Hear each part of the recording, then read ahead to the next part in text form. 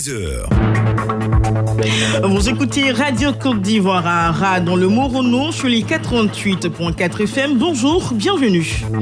À suivre dans cette première session d'information, le journal des sports avec Brice Kwasi dans une quinzaine de minutes. L'invité du jour est Madame Okaman Adjo-Jeannette, préfet de Bongouanou, au micro d'Adama Bakayoko. À 6h30, vous pourrez suivre le journal du Morono qui vous sera présenté par Ange, Patrick et Ollier. Mais tout de suite, l'actualité, c'est avec vous, Nadège Kofi, les titres. Grand jour dans la région du Moronou, le chef de l'État foulera le sol des Aignes Morofouet ce mercredi 9 septembre. Une visite d'État très attendue, une mobilisation sans faille promise par les populations sur place. Bientôt la fin de la destruction des cheptels du fait de la fièvre afteuse, de la viande saine pour les populations et de la richesse pour les éleveurs. Une convention signée entre la FAO et le ministère des Ressources animales et halieutiques hier mardi. Présidentielle en Guinée, 12 candidats inscrits dont le président sortant Alpha Condé et son rival Cellou Dalein Diallo. La liste des candidats retenus connue ce mercredi. Et puis le Soudan et la Mauritanie sous les eaux. Khartoum dénombre plus de 500 000 personnes déplacées suite aux inondations. À Nouakchott, pas de mort, mais les autorités débordées. Voilà pour les titres. Mesdames et messieurs, merci de vous informer sur Radio Côte d'Ivoire. Bonjour à tous, bonjour Adessa Assoumou. Bonjour Nadège Kofi. Le chef de l'État est attendu ce mercredi dans le Morono pour une visite de 4 jours. Et oui, à quelques heures de ce déplacement du chef de l'exécutif ivoirien, la mobilisation se fait sentir, à commencer par les chefs traditionnels pour qui ce rendez-vous avec le président de la République doit traduire la reconnaissance du peuple du Morono. Nanan Cabran Jean-Pierre est le chargé de communication du roi du Morono.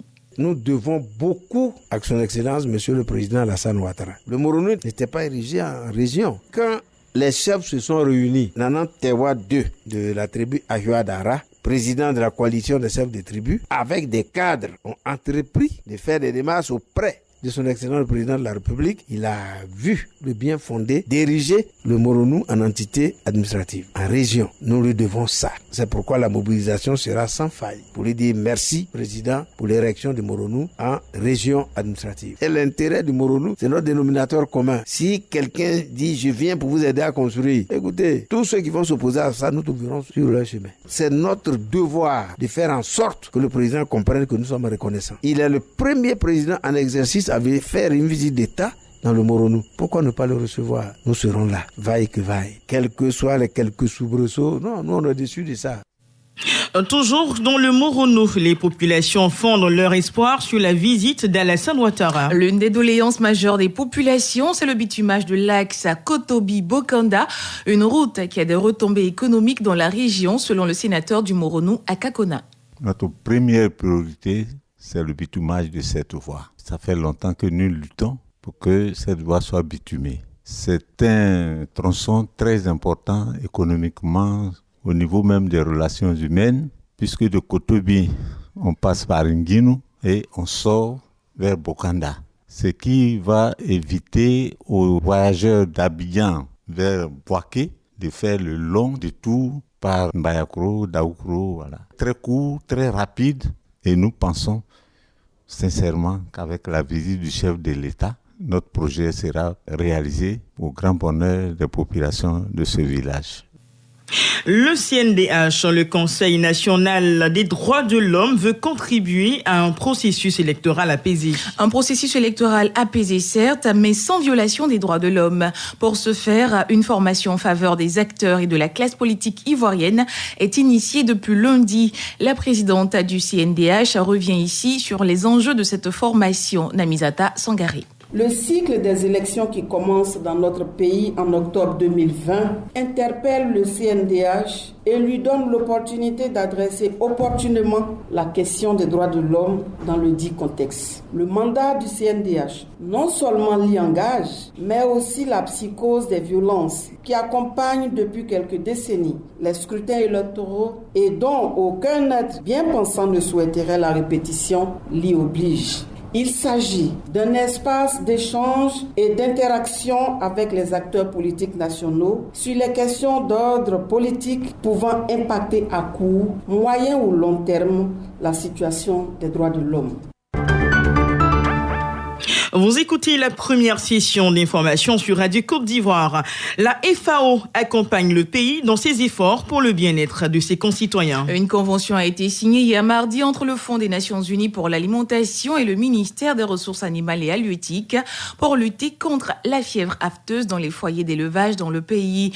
L'impact de cette convention est sanitaire mais surtout économique, nous dit le ministre des Ressources animales et halieutiques, Moussa Dosso. Nous avons constaté aux différentes frontières l'existence de la fièvre afteuse. C'est une maladie virale extrêmement dangereuse et très contagieuse. Et lorsque ça touche un cheptel, il faut totalement détruire le cheptel. Donc vous voyez les conséquences économiques que cela peut engendrer. Et pour éviter d'en arriver là encore, ils nous mettent un financement pour poursuivre d'ailleurs donc les vaccinations et régler de façon définitive cette question. L'impact est simple, c'est mettre à la disposition bien sûr de la viande saine, mais c'est de sauver économiquement tous ces éleveurs qui sont dans notre dispositif et que nous sommes amenés à appuyer en conseil et bien sûr chaque fois que de besoin, à leur donner des doses de vaccins pour que le cheptel soit vivant et bien sûr procéder donc à l'enrichissement de nos éleveurs. On parle de signature de coopération au ministère de l'Enseignement supérieur et de la recherche scientifique. Un protocole entre l'université Pélifo-Rogon Coulibaly de Korogo, l'Institut national polytechnique Félix Houphouët-Boigny de Yamoussoukro et l'université de Parme d'Italie. Une coopération gagnant-gagnant axée entre autres sur les échanges d'enseignants, de chercheurs et d'étudiants. C'est le souhait de la directrice du Centre universitaire pour la coopération internationale de l'université de Parme, Nadia Monacelli. Il s'agit d'un secteur qui est au centre des activités de notre université parce que notre université est au centre d'une plaine en Italie qui est une des plus grandes zones de production agricole et de transformation des produits agricoles. Nous avons acquis dans le temps des compétences et du savoir-faire, mais là, nous avons des problèmes. Les changements climatiques, par exemple, sévissent et nous devons faire face, par exemple, à des précipitations de pluie qui sont absolument étranges pour nous. On ne sait pas gérer l'alternance de sécheresse et d'humidité. Il y a de la part des universités de la Côte d'Ivoire peut-être une demande de booster la recherche. Nous avons des centres de recherche bien structurés. Nous avons des ressources, il y a des méthodologies, des attitudes, des postures de recherche, des accès aux informations. Tout ça, on peut le mettre ensemble. En direction la région de la Bagoué, où le président du Conseil intensifie les actions en faveur de la protection de la frontière entre le Mali et la Côte d'Ivoire. Un véhicule flambant neuf de type 4x4 vient d'être remis à la gendarmerie de Tengrela. La remise de l'engin a eu lieu au cours de la deuxième session du Conseil qui s'est tenue à DBT, dernière localité ivoirienne à la frontière avec le Mali. La correspondance de Siekwasi. La situation socio-politique qui secoue en ce moment le Mali trouble davantage le sommeil des populations vivant à la lisière de cette frontière. En remettant un nouveau véhicule tout-terrain à la gendarmerie de Tengrela, le président du conseil régional de la Bagoué entend renforcer les capacités de ses hommes en armes, très souvent sollicités pour des situations d'urgence. L'adjudant Kwadio Jean Aka commande la brigade de gendarmerie de Tengrela. Au nom du général, on supérieur de la gendarmerie, merci au conseil régional. On a un véhicule, mais il faut nous aider en nous fournissant des informations sûres pour qu'on puisse être efficace à vos côtés. Autre action en faveur de la sécurité régionale, environ 20 millions de francs CFA investis pour la remise à neuf du commissariat de couteaux décoiffés en mai dernier par une forte tornade. Commissaire Retien, préfet de police adjoint de Korogo, lors de la remise des clés de ce commissariat réhabilité. Cet ouvrage que vous nous livrez aujourd'hui témoigne de la symbiose qui existe entre vous et la police à couteau. Il n'y aurait pas de population ici, il n'y aurait pas de police. C'est pour vous qu'elle est là. L'appel de Bamba Siama, président du conseil régional de la Bagoué. C'est un moment crucial pour la Côte d'Ivoire et donne l'administration en matière sécuritaire. Le conseil régional, avec la confiance de tous les conseillers, fera sa part en matière de sécurité. En marge de ces remises, plusieurs autres infrastructures sanitaires et scolaires ont été inaugurées à Koro et Bambiasso, montant de tous ces investissements plus de 100 millions de francs CFA. Siekwasi Korogo, Radio Côte d'Ivoire. Un mot de religion avant de fermer la page nationale. Et on parle de la caravane dénommée Côte d'Ivoire reçoit ma paix, une caravane initiée par l'église méthodiste. L'information a été donnée hier au cours d'une conférence prononcée par le secrétaire de la conférence de l'église méthodiste Côte d'Ivoire qui situe ici l'opportunité de l'initiative. On écoute le très révérend pasteur Isaac Bodje. La paix, c'est un bien indispensable. à la vie de tout individu. À tous les niveaux. Et nous devons la communiquer. C'est pourquoi il nous faut être ensemble. Pourquoi c'est maintenant? Le 31 octobre vient et à grands pas. Nous ne pouvons pas aller aux élections et voter paisiblement celui que Dieu nous met à cœur de voter, si la paix ne vient pas. Il y aura des messages qui vont passer. Et si besoin nous est donné d'être avec nos hommes politiques, nous pouvons nous asseoir, discuter pour aller à une paix durable. Dans l'actualité, hors de nos frontières, c'est parti pour la présidentielle en Guinée. La date limite pour le dépôt des candidatures clôturée depuis hier mardi. Au total, 10 hommes et 2 femmes ont fait acte de candidature, dont le président sortant Alpha Condé et Cellou Dalein Diallo sont principaux opposants depuis 2010. Les deux dames, Makale Sylla et Makale Traoré, sont toutes deux anciennes ministres. La liste des candidatures retenues sera publiée ce mercredi par la Cour constitutionnelle. Au Soudan, les inondations meurtrières ont fait plus de 500 000 personnes déplacées. Le Haut Commissariat des Nations Unies pour les réfugiés s'est associé aux Émirats Arabes Unis pour venir en aide aux victimes et ont envoyé 100 tonnes de matériel de secours. Une centaine de personnes ont déjà perdu la vie et plus de 100 000 maisons ont été détruites. La situation pourrait bien s'aggraver car on s'attend à des pluies plus abondantes d'ici la fin du mois de septembre.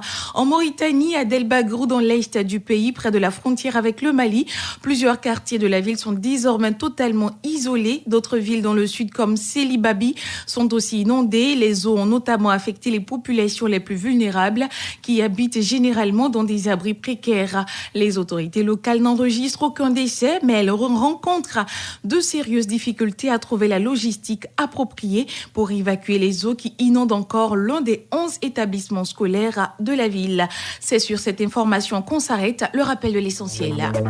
Grand jour dans la région du Moronou. Le chef de l'État foulera le sol des Agnis Morofouet ce mercredi 9 septembre. Une visite d'État très attendue, une mobilisation sans faille promis par les populations sur place. Bientôt la fin de la destruction des cheptels du fait de la fièvre afteuse, de la viande saine pour les populations et de la richesse pour les éleveurs. Une convention signante la FAO et le ministère des Ressources animales et halieutiques hier mardi. Présidentielle en Guinée, 12 candidats inscrits dont le président sortant Alpha Condé et son rival Cellou Dalein Diallo. La liste des candidats retenus connue ce mercredi. Le Soudan et la Mauritanie sous les eaux. Khartoum dénombre plus de 500 000 personnes déplacées suite aux inondations. À Nouakchott, pas de mort, mais les autorités débordées. Mesdames et messieurs, le programme se poursuit sur Radio Côte d'Ivoire avec Adassa Assoumo. C'était le journal de 6h avec Nadège Kofi. Nadège, on vous retrouve à 7h pour un nouveau journal. Restez avec nous dans un instant, le journal des sports avec Brice Kouassi. Le journal des sports, Brice Kouassi. Toute l'actualité sportive d'ici et d'ailleurs, c'est bien avec vous, Brice Kouassi. Bonjour. Bonjour Adassa, bonjour à tous.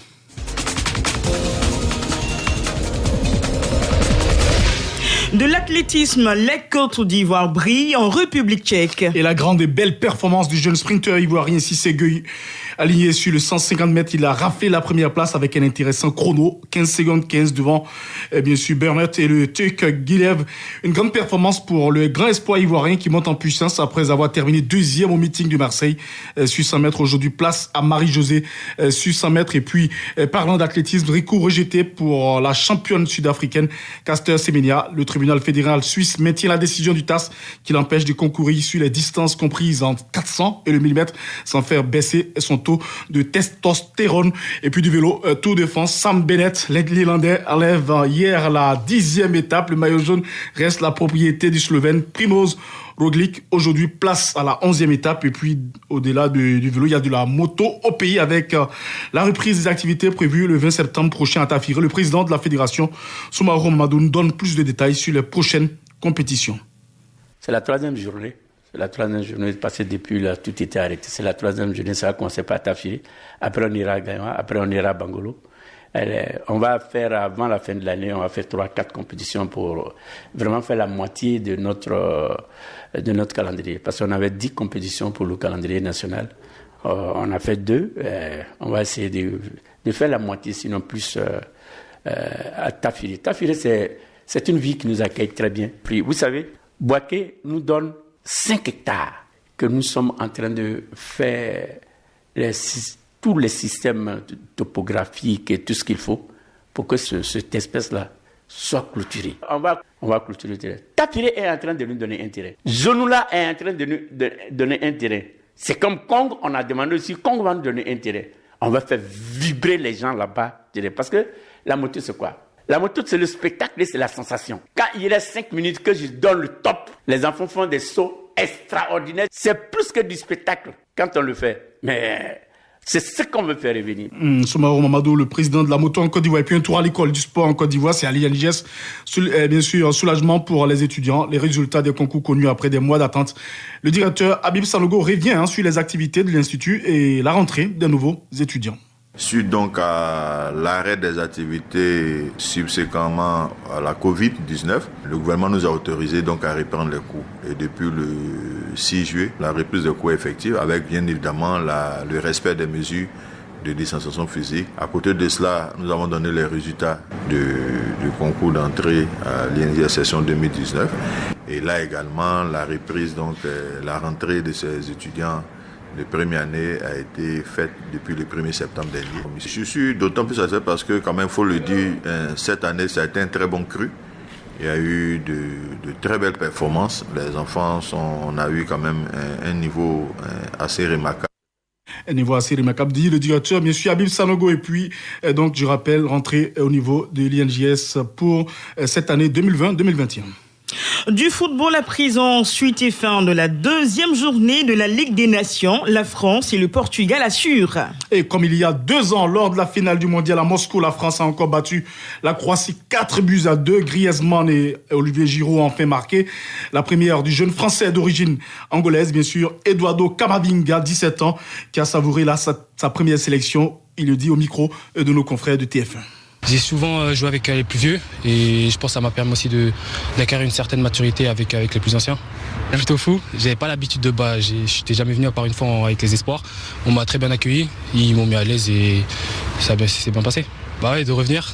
Et d'abord, il faudra se concentrer à être performant avec le club parce qu'on a un match dimanche et après on pourra se concentrer sur la sélection si je suis appelé à nouveau.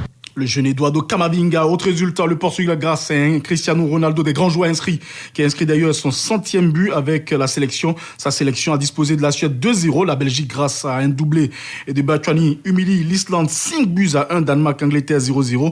Enfin, Arménie, Estonie 2-0. Et puis, en Angleterre, Kevin De Bruyne, le milieu de terrain de Manchester City, a été désigné joueur MVP 2020 de la Première Ligue avec 13 buts et 20 passes décisives. Le joueur des City a brillé sur la Première Ligue anglaise où il figure d'ailleurs dans l'équipe type en compagnie de 2 Africains, le Sénégalais Sadio Mané et le Gabonais Pierre-Emerick Aubameyang.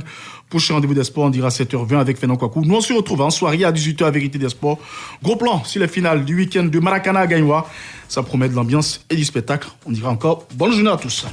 Merci beaucoup, Brice Kouassi. C'était un plaisir. Allez, et comme il a dit, 7h20, c'est le prochain rendez-vous sportif avec Fernand Kwaku.